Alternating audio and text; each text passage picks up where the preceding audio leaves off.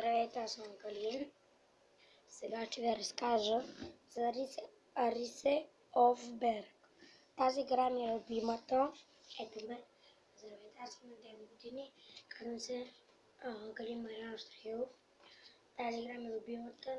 Без нея никой човек не може да си играе. Сега имам да ви разказвам за нея. Ако искате да си направите втор профил, трябва да изтриете си първата, след това ще направите си втори, като я изтеглите и ще имате два профила. Но като влезете в настройки, ако пише не изчисти данните, не го правете, защото ще ви изчисти на двата профила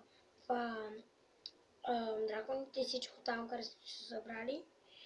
И за това мога да ви кажа чао!